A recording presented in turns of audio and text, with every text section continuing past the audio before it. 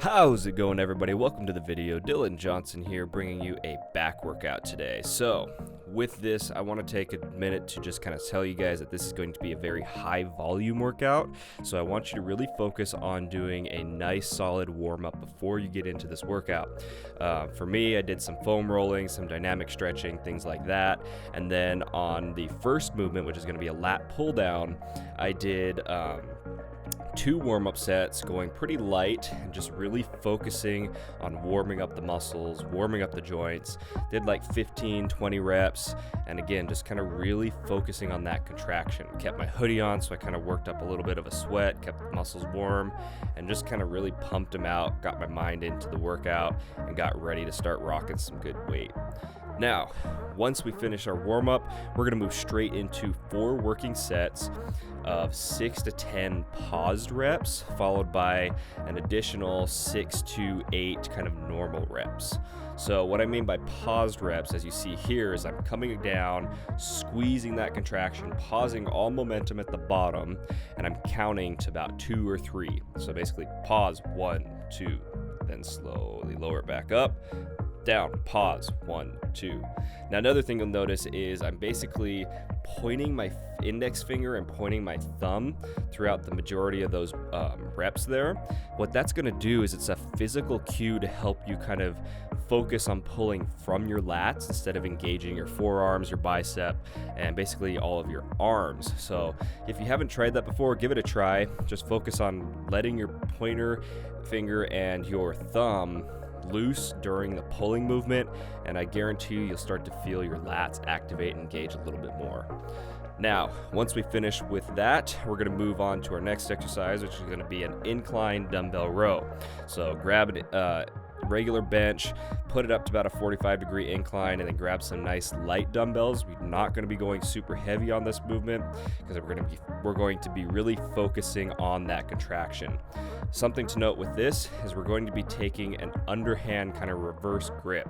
So you can see here my palms are facing forward rather than facing each other. And what that's going to do is it's going to allow us a little bit tighter range of motion and tighter contraction at the peak.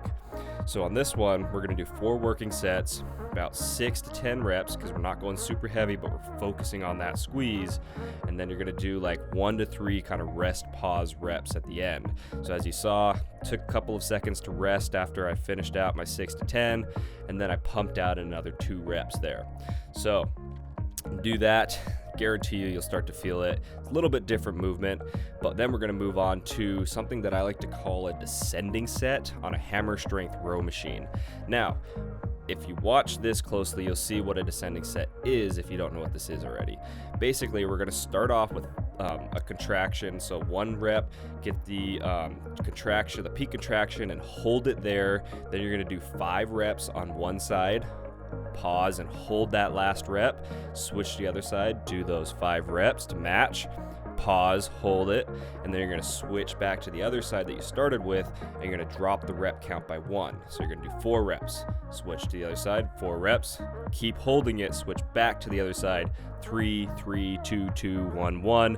Once you finish the descending reps, then what you're going to do is you're going to pump out 5 forced reps. So use a little bit of momentum, get into the movement, force out 5 more reps, and then you're going to do 5 partials. So this is where I'm talking about we're doing a really high volume. This one is going to burn so bad, so good, depending on how you look at it, but it's one of my favorite kind of techniques to crank up the intensity in my workouts.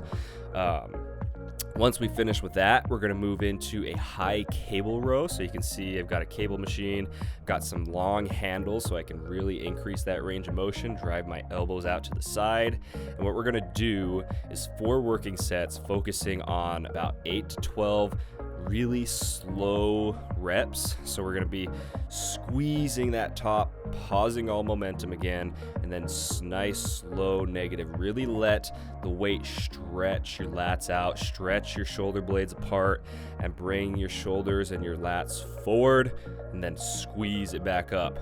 Now with this one, however many reps we get on that 8 to 12 kind of slow reps, we're going to match that with pumped reps. So just crank out another 8, 12, however many reps you got in terms of the slow, crank out the equal number for some forced reps, and then we're going to move on. Now, last kind of back exercise we're going to do is a neutral grip lat pull down. If you don't have this particular grip at your gym, just do more of like a V-bar grip, so you're going to bring your hands in a little bit closer. Same general idea. I just like this one because it really works that kind of outer lat flare, that kind of top flare of the lat, right where it ties in underneath your shoulder and your tricep. But we're going to do 3 working sets, 3 to 12 reps. Not 3 to 12. We're going to do 8 to 12 reps, followed by like 4 to 6 kind of forced reps. And then we're going to do a bunch of posing between all of these sets. So something that I really like to do when I'm able to is I like to pose between my sets.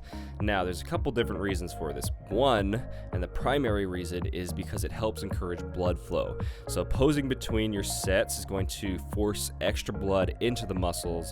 It's going to pump them up even more, help break down the muscle fibers. It's actually going to help shape the muscle fibers and the muscle fascia, so you can get rounder, fuller muscle bodies. And another thing that it does is it helps you to identify, say, lagging muscle groups, uneven body parts, things like that. I mean, when you're really watching yourself in the mirror as you go through these kind of different poses, you can see, oh, my left arm is a little bit smaller than my right, my left lat needs a little bit more work, things like that. It's not just trying to watch yourself in the mirror and say, oh man, I look great, I look really good. No. But once we finish that, we're going to move to our last actual exercise. Just a standard dumbbell shrug. We're going to do 4 working sets of this, a little bit heavier, 8 to 12 reps. And then we're just going to pump out another 4 to 6 reps once we finish that. That's going to be it for today. Hope you guys enjoyed the workout. Don't forget to smash that like button and subscribe. I'll see you in the next one. Bye.